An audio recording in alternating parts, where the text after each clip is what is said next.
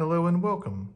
Today I would like to talk about this watch in particular, the Casio G-Shock DW-5600E. You can tell it's the E because it says illuminator here and electroluminescent backlight.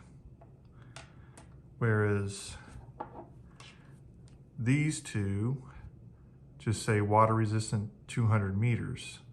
This one is the DW-5200, and this one is the DW-5600C with the 691 movement. Hello, it's the shiny back, as you can tell. And this one's just for comparison. This is the 25th anniversary 5025D with the 1545 movement in it. It's just for comparison. So you notice these three all have the screw down back. So Casio went back to the screw down back. But also all these three have the all metal body. This one's got the bezel on it, but these three all have a metal body.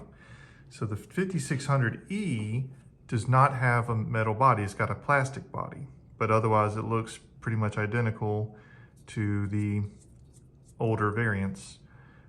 But this one's a special one because it is a DW-5600E, but I was able to put it into a DW-5600C 901 case.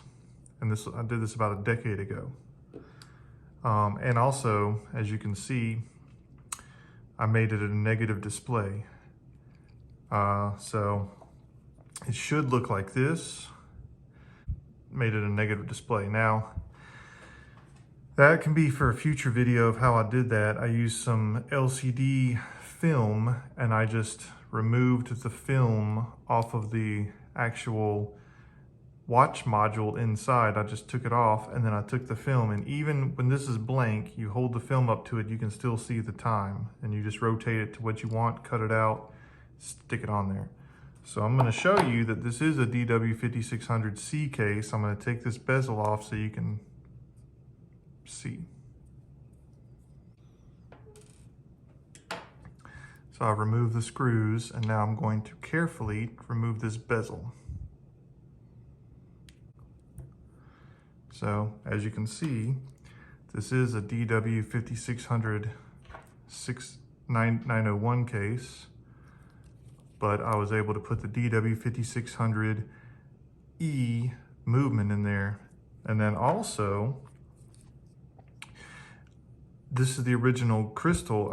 I took this out of this case, and then I took the DW-5600E crystal and I put it in this case. Now it was a little bit small. There was a bit of a gap all the way around because they made it smaller. So I used a little bit of silicone. You can see the gray here is silicone to hold it in place and make it more water resistant. So this is a reverse display. So when I do this, you can see the light as opposed to this light, which is just a little thing that shines from the left, and it doesn't really do that good of a job, but it's what they had back then. So now one thing I noticed, there's no sound. When I go through all the menus,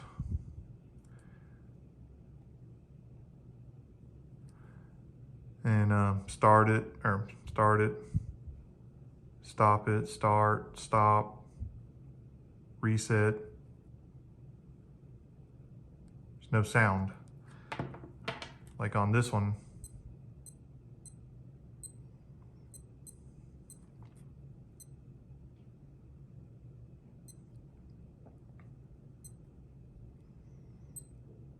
You can hear the sound. But on this one, there's no sound to hear. So no alarm, no sound for the countdown timer, no sound for the stopwatch, and no hourly beep.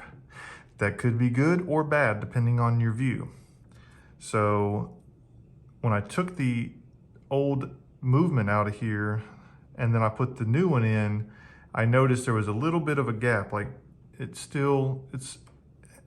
doesn't fill up the inside 100% like these do. These go straight to the edge of the case on the inside and they don't move.